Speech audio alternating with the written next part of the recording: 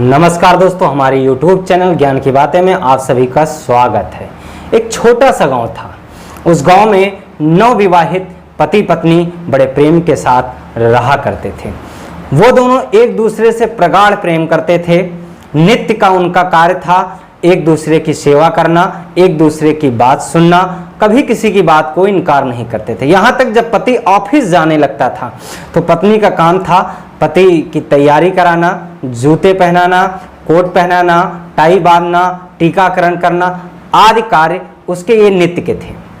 प्रत्येक दिन वह यह कार्य करती थी। धीरे धीरे दिन बीतते गए।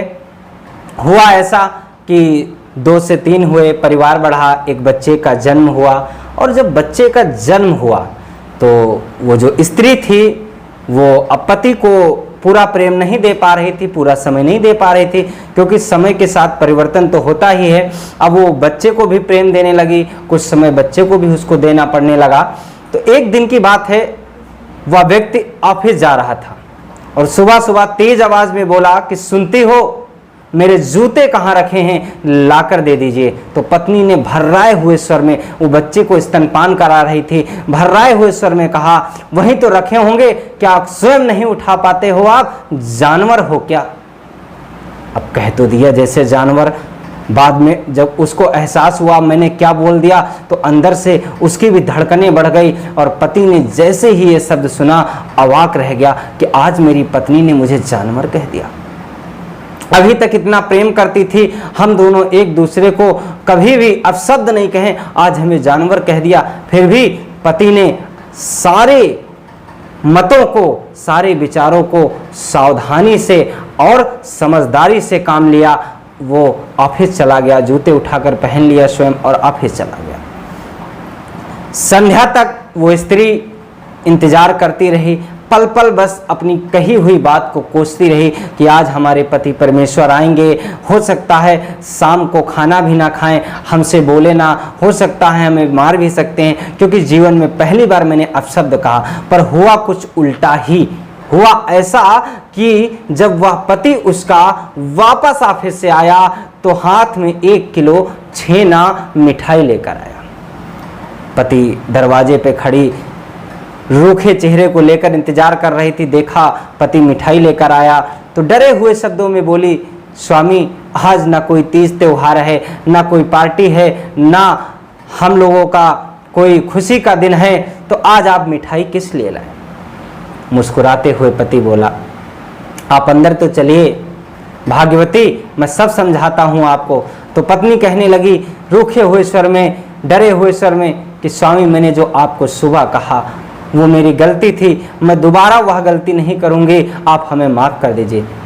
पति कहने लगा, अरे आपने गलती ही क्या की थी जो आप माफी मांग रही हैं? कुछ पल इंतजार तो कीजिए, जाइए 2 गिलास पानी ले आइए, हम सब मीठा खाते हैं। पत्नी कहने लगी, स्वामी पानी तो बाद में भी पी लेंगे, मीठा भी खा लेंगे, पहले मुझे माफ कर दीजिए। पर पति कहने लगा, अरे पहले पानी तो लेकर आइए। पत्नी गई, 2 गिलास पानी लाई। पति ने बड़े प्रेम के साथ मीठा खिलाया, पत्नी को स्वयं खाया, बच्चे को दिया। पत्नी कहने लगी, अच्छा अब तो बताओ आप नाराज तो नहीं हो, मारोगे तो नहीं? पति ने कहा, अर्धांगिनी मेरी पूजनी पत्नी, मैं मारूंगा क्यों आपको? आपने आज तक जो नहीं किया वो आज किया।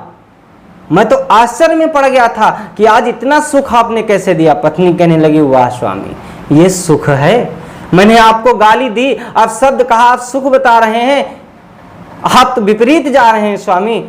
पति ने कहा, नहीं ये सत्य में सुख है, आपने मुझे प्रेम दिया। पत्नी कहा, वो स्वामी वो कैसे?